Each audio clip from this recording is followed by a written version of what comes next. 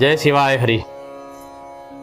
आज पुनः संत भाव के संत सरोवर में आपको इस बोध कथा के माध्यम से मानसिक डुबकी लगाने का प्रयास करूंगा कि आपका मन इस संत सरोवर के जल से शुद्ध, सात्विक और प्रभु के शरण हो सके।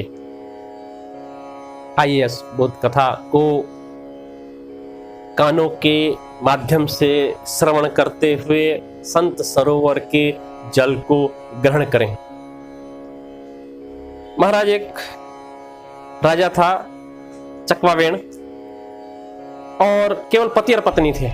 दोनों बड़े धर्मात्मा थे और दोनों खेती करके अपना जीवन यापन करते थे। संतान के रूप में उनकी प्रजा ही उनकी संतान थी। राजा बड़ी तन्मयता के साथ, बड़ी श्रद्धा और भाव के साथ जैसे अपनी संतान का लालन पालन करता है व्यक्ति, ठीक उसी प्रकार राजा और रानी अपनी उस प्रजा का लालन पालन करते। प्रजा से जो भी कर लेते वो सारा कर प्रजा की सुख सुविधाओं में, राज्य की सुख सुविधाओं में लगा देते। अपने जीवन यापन के लिए तो दोनों पति और पत्नी खेती करते और खेती करने से जो भी धन अर्जन होता उससे अपना जीवन यापन करते। एक रोज राजा ने नगर उत्सव मनाया, आमंत्रित किया कि राज्य की सभी नर नारी, बच्चे, बूढ़े, वृद्ध सब इस उत्सव में सम्मिलित होंगे। विभिन्न कार्यक्रम उसमें रखे गए। सब नर नारी उस उत्सव में पहुंचे, राजा और रानी भी पहुंचे। जितने भी नर और नारी थी सब श्रृंगार से श्रृंगारित, हीरे जवाहरात से लदी हुई नारियां, रेशमी वस्त्रों से सुसज्जित नर, बच्चे सब। इधर रानी और राजा सादे वस्त्र धारण किए हुए। रानी ने सादी साड़ी लगाई हुई है और सामान्य जो सुहाग का जो श्रृंगार किया जाता है वो किया हुआ है। उत्सव बड़ा आनंद उत्सव के साथ मना, लेकिन स्त्रियों का स्वभाव होता है कि दूसरे के श्रृंगार को देखना। वहां की नारियों ने जब देखा अपनी महारानी को कि अरे बड़े सादा वस्त्र धारण किए हुए हैं, श्रृंगार के नाम पर केवल एक सूक्ष्म श्रृंगार किया हुआ है, रानी से प्रश्न कर दिया, महारानी आप तो हमारी पटरानी हैं, इस राज्य की महारानी हैं, और आपने कैसे वस्त्र धारण किए हुए? ये श्रृंगार देखो, हमें शोभा नहीं देता। क्या बात? रानी मंद मंद मुस्कुराई। उसने कहा यही मेरा भाव है, सादा जीवन उच्च विचार, हम लोग यही वस्त्र धारण करते। कुछ नहीं कहा। घर पर जब पहुंची तो रात्रि में कोमल हृदय की रानी ने उस बात को अपने राजा के सम्मुख रखा। कहा महाराज आज मेरी बड़ी फजीहत हुई है। क्यों? कि आज जो नगर उत्सव था उसमें कई स्त्रियों ने मुझे टोका कि आपने श्रृंगार में गहने नहीं पहने हुए हैं, वस्त्र भी हैं तो सादे वस्त्र पहने हुए हैं, सूती के वस्त्र पहने हुए हैं। मुझे बड़ा बुरा लगा, और वास्तव में जो वो कह रही हैं वो सत्य भी कह रही, इसमें झूठ कुछ नहीं है। महारानी हुई इस राज्य की तो श्रृंगार तो करना ही चाहिए। राजा ने कहा तुम्हें श्रृंगार करने का मन है, हीरे जवाहरात पहनने का मन है, अगर मन है तो चिंता मत करो, धैर्य रखो, मैं तुम्हें हीरे जवाहरात का श्रृंगार उपलब्ध कराता। राजा दूसरे दिन उठा, स्नान ध्यान किया, सभा में पहुंचा और अपने एक दूत, जो विश्वास पात्र दूत था उसको बुलाया और कहा कि हे दूत, तुम रावण के पास जाओ और रावण से मेरा ये संदेश देना। दूत ने कहा क्या महाराज? का कहना कि मैंने कर मांगा है, लेकिन कर धन के रूप में, अन्न के रूप में मत लाना। किस रूप में लाना? कि सोने के रूप में कर को लाना। दूत ने कहा ठीक है। दूत चला गया। कहां? रावण के पास सिंहासन लगा हुआ था, रावण उपस्थित थे, राज दरबार सजा हुआ था, दूत पहुंचा, संदेश सुनाया, संदेश रावण तक पहुंचा तो रावण ने कहा ठीक है, प्रस्तुत करो, कौन है दूत, कहाँ का है। जब वहां प्रस्तुत हुआ तो उसने कहा मैं चकवावेण राजा का दूत हूं, उन्होंने मुझे आपके पास भेजा है और ये संदेश लेकर भेजा है कि आप कर दें। रावण ने सुना, हंसा और कहा पहली बात तो तुम्हारे राजा की बुद्धि मारी गई है और उसके दूसरी बात कि तुम्हारी भी बुद्धि मारी गई।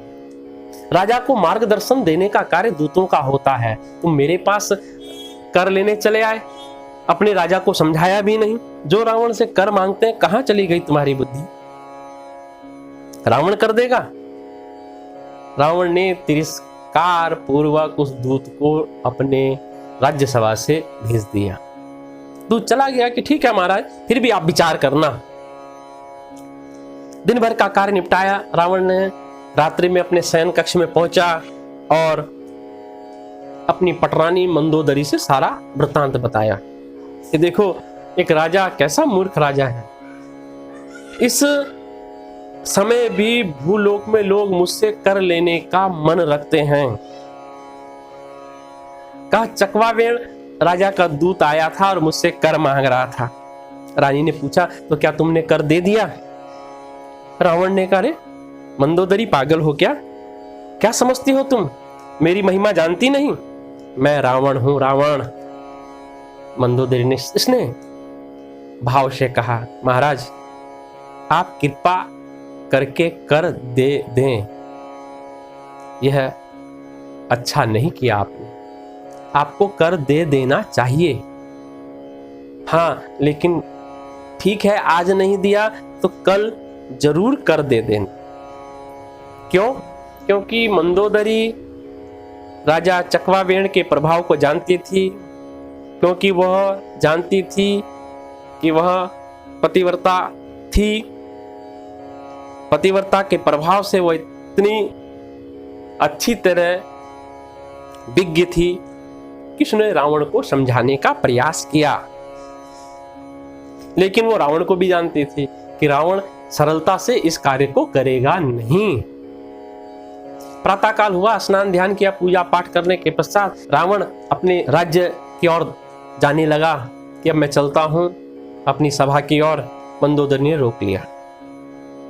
रावण ने कहा बोलो क्या कहना चाहती हो? उसने कहा मैं कुछ दिखाना चाहती हूँ आपको। रावण ने कहा बताओ क्या दिखाना चाहती हो?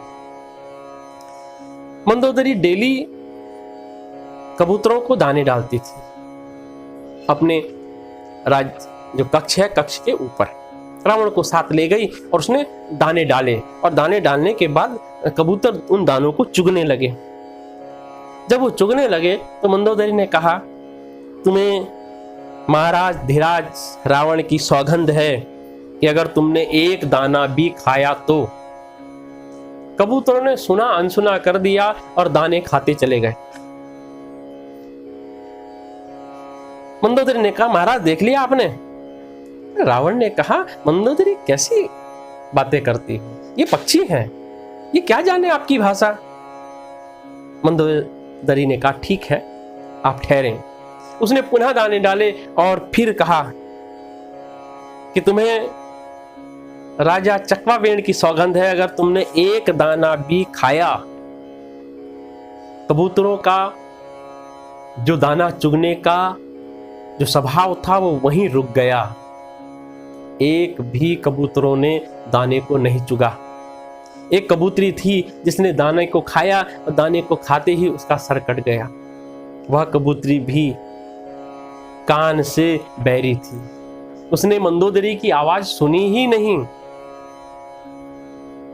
मंदोदरी ने कहा राजन आपने देख लिया, यही वह पक्षी हैं जो आपके नाम को सुनकर दाने खा रहे हैं। यही वो पक्षी हैं जिसने राजा चकवावेण के नाम को सुनकर दाना खाना छोड़ दिया और एक बैरी ने खाया भी तो धड़ सर से अलग हो गया। रावण ने सोचा और मंदोदरी से कहा कि रानी यह तुम्हारा जादू है, मैं इस बात को नहीं मानता। और यह कहकर वह चला गया, राज्यसभा की ओर चला। सिंहासन पर बैठा। इतने में पुनः संदेश मिला कि कल वाला दूत आया है, कहाँ प्रस्तुत करो। दूत वहां पहुंचा, उसने रावण का अभिवादन किया, कहा महाराज आपने रात्रि भर में क्या सोचा कि जो मेरे महाराज ने कर मांगा था उसके बारे में आपका क्या मन है। रावण हंसा और हंसते हुए बोला कि हे दूत, मुझे लगता है तुम्हारे पे बुद्धि की कमी है। जो कल कर नहीं दे सकता वह आज तुम्हें कर देगा। दूत ने सुना, उसने महाराज से निवेदन किया कि महाराज अधिराज, मेरा एक निवेदन है, आप मत दीजिए कर की, आप मेरे साथ समुद्र के किनारे चल सकते हैं। रावण ने कहा ठीक है। रावण चल दिया समुद्र के किनारे। वहां पहुंचा तो उस दूत ने सोने की जो लंका थी उस लंका को हूबहू उस रेत के ऊपर उकेर दिया। रावण ने देखा, अरे तुम तो बहुत अच्छे चित्रकार हो, तुमने हूबहू मेरी लंका को इस रेत पर उकेरा है। उसके 4 दरवाजे हैं, तो 4 दरवाजों के बड़े बड़े परकटे हैं, वह भी तुमने हूबहू उकेरे हैं। उसने कहा महाराज लंका ऐसी ही है जैसे आप देख रहे हैं। रावण ने कहा, उस दूत ने कहा, अपना हाथ उठाया और कहा महाराज चकवा वेण की दुहाई है, और ऐसा कहते हुए उस रेत पर उकेरी हुई लंका के एक दरवाजे पर दे मारा हाथ। जैसी हाथ उस दरवाजे पर पड़ा तो वह दरवाजा उखड़ गया। वो रेत का दरवाजा क्या, जो सोने की लंका थी उसका दरवाजा उखड़ गया। रावण ने जब देखा, दूत कहने लगा कि महाराज अब आप बताएं क्या कर देंगे या नहीं। रावण ने कहा ठीक है, हल्ला मत करो, शोर मत करो, मैं तुम्हें कर देता हूं, चुप रहो। रावण गया और रावण ने सोने के रूप में कर दिया उस दूत को। दूत उस कर को लेकर राजा चकवावेण के पास पहुंचा, और वहां पहुंचने के बाद उसने राजा को वह कर दे दिया। राजा ने वो कर उठाया और अपनी महारानी को पहुंचा दिया कि लो, जितने हीरे जवाहरात से अपने गहने बनाने हैं बना लो। जैसी महारानी ने देखा इतना सारा सोना, उसने पूछा महाराज रातों रात कैसे आ गया।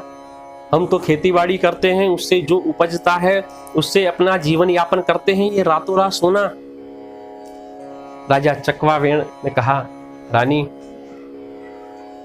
लंकाधिपति रावण से मैंने कर मांगा था, वही कर सोने के रूप में आपके सम्मुख है। उस सोने के कर से आप अपने गहने बना लीजिए। रानी को विश्वास नहीं हुआ। उसने कहा कौन लाया इसे। बताया कि दूत लाया है। कि अच्छा मैं दूत से पूछना चाहती हूँ। दूत को बुलाया गया, दूत आया, उसने सारा वृतांत बताया। जब उसने सारा वृतांत बताया और रानी ने सुना कि लंकाधिपति राजा रावण ने मेरे स्वामी के कहने पर सोने वाला कर दे दिया है, तो बड़ी आश्चर्यचकित हुई। रानी ने कहा मुझे ये सोना नहीं चाहिए, मेरा असली गहना तो मेरे पति देव हैं। दूत से वो सारा सोना रावण को वापस करवा दिया और कहा कि रावण से कहना कि हमारे महाराज चकवावेण को तुम्हारा यह कर स्वीकार नहीं है। सारा सोना का जो कर था वो रावण को वापस करा दिया गया। इस बोध कथा से यह भाव जागृत होता है कि वास्तविक जो स्नेह है पति और पत्नी का, वास्तविक जो संबंध है दाम्पत्य जीवन का, वह श्रृंगार से नहीं है। असली श्रृंगार तो मन का है, विचारों का है और शुद्ध और सात्विक जीवन का है।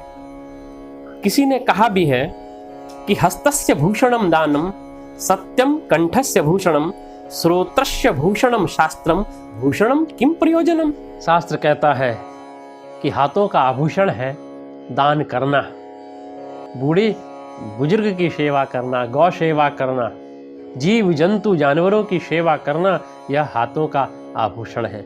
और कहा कि सत्यम कंठस्य भूषणम, इस कंठ का आभूषण क्या है? मनुष्य जीवन मिला है, इस मनुष्य जीवन को पाने के बाद इस कंठ से सत्य का बखान न हो सके, भगवान के नामों का उच्चारण, नामों का गुणगान न हो सके, तो यह जीवन व्यर्थ है। इसीलिए कंठ का आभूषण है प्रशंसा करना, भगवान के हरि नाम संकीर्तन का भजन करना, हो सके तो सत्य बोलना, क्योंकि जितना हम सत्य बोलेंगे, दूसरे की प्रशंसा करेंगे, निंदा से बचेंगे, यही इस कंठ का आभूषण है। और श्रोत्रस्य भूषणम शास्त्रम, इन कानों का आभूषण क्या है? शास्त्र सम्मत बातों को सुनना, अच्छी अच्छी बातों को सुनना, भगवान की कथाओं का श्रवण करना। और कहा कि अगर ये सब आभूषण यदि हो तो फिर स्वर्ण आभूषणों की आवश्यकता क्या है? इसीलिए मन शुद्ध और सात्विक हो, इन हाथों से जितना हो सके जीव जंतु स्थावर जंगम मनुष्य वृद्ध आदि की सेवा हो सके, इस कंठ से हरि नाम संकीर्तन निकल सके, दूसरे की प्रशंसा निकल सके, और कानों से अच्छी अच्छी बातों का श्रवण हो सके, इससे बड़ी बात क्या हो सकती है। इसलिए प्रयास करना चाहिए कि हम इन सभी बातों का स्मरण करते हुए, ध्यान करते हुए, इनका अनुसरण करने का प्रयास करें। इन्हीं शब्दों के साथ मैं संत सरोवर के संत भाव में अपनी वाणी को विराम देता हूँ। जय जय शिवाय, जय जय शिवाय, जय जय शिवाय।